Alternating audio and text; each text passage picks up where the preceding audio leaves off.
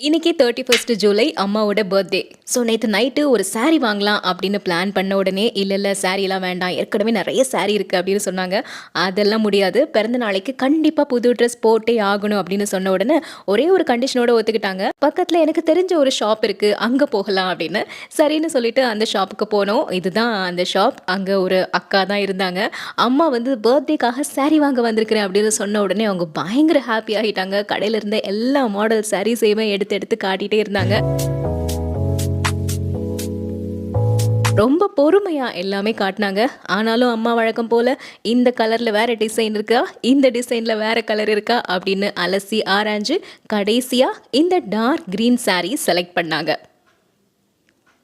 Sorry wear பண்ணதும் அவ்ளோ அழகா இருந்துச்சு.